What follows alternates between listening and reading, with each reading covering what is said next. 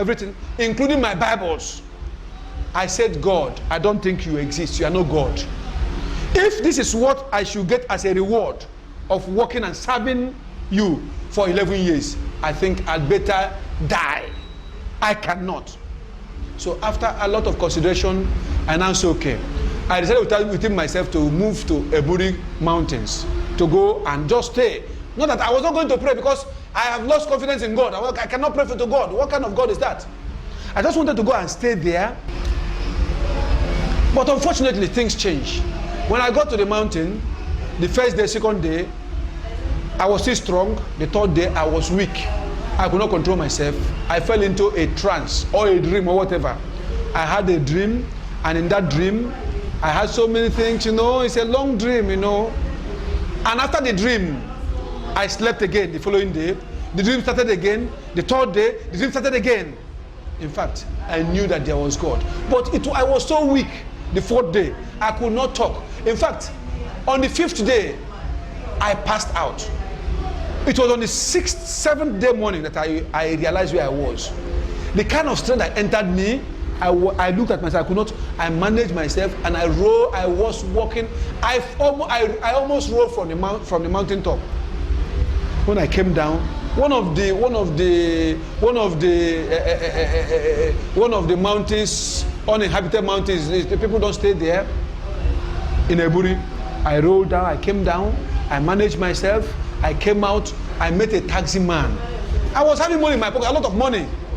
I begged the taxi to take me to Spintex Road, where I was living, Bachona. So the man took me, he took me down. When I got home, people were shocked. My gate man was surprised. I went inside, he took me, they helped me, carried me inside. I was smelling, my body, all sores were out my body.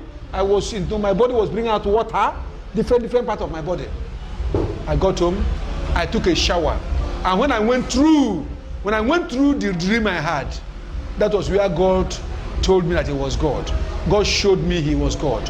And I decided to come back. I confessed my sin to God. I asked God for forgiveness and left Ghana to Nigeria to start a ministry, the People of God Evangelical Mission, and to start an NGO called Let My People Go, to educate the people of the deceit and the manipulations in the life of many people who call themselves men of God. There are many of them that are killing people underground. They have touts, they have thugs. Tell me, what is there in the world that men of God don't have?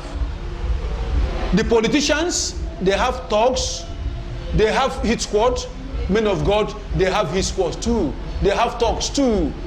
We know the kind of people we have. We used to threaten Solomon Ozi in the synagogue. When Solomon Ozi left and was writing in papers about Timi Joshua, we knew the type of people we were using to threaten him. We were using hit squad. Solomon Ozi succeeded. It was God that saved Solomon Ozi. If not so, you have been out there. We have so many things in the synagogue church. Why was the deception allowed to grow unchallenged? Is it possible that the genuine church was also involved in some of the same tricks to a lesser degree? How many more ministers like Chris Oyakhilome did he taint with the spirit of deception? Why again were many foreign ministers deceived so easily? Was it because a renowned prophet had earlier prophesied that a global revival was to break out from Nigeria and South Africa?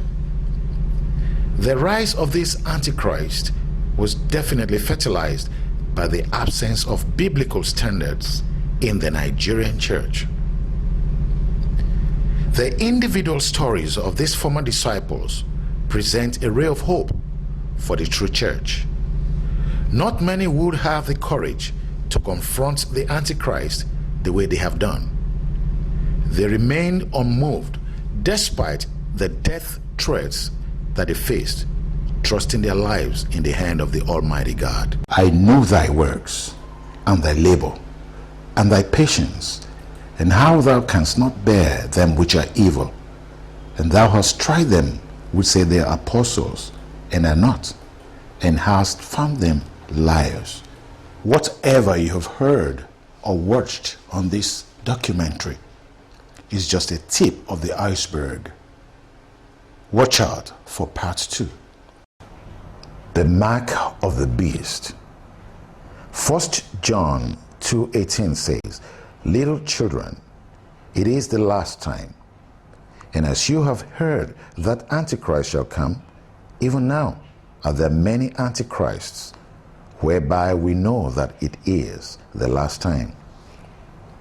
In the first part of our documentary, Deception of the Ages, we focused attention on the rise of a Nigerian Antichrist.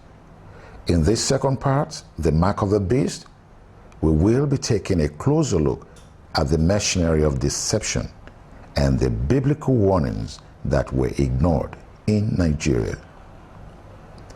The Bible speaks to wise believers about the traits of the Antichrist, telling us what to watch out for as the day approaches.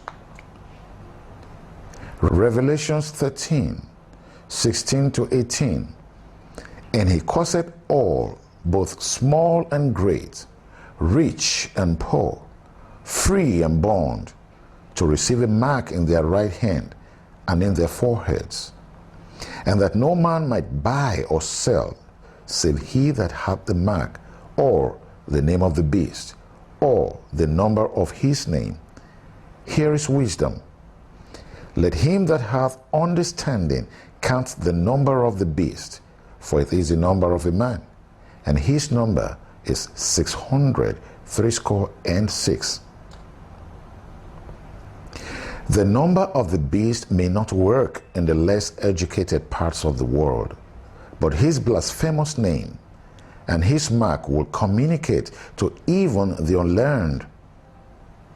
Many accredited Bible scholars have wondered about the spiritual significance of the mark of the beast, and we believe that a further inspection of the Nigerian Antichrist will give a clue as to what the globe should expect when the main Antichrist arises.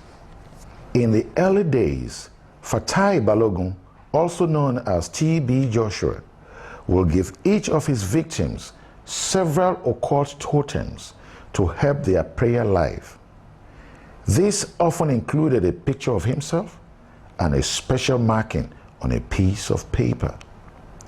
As the fake church expanded from its humble beginnings, from a diviner's heart into the monolith it has become, T.B. Joshua cleverly retained the special markings on the prayer stickers that each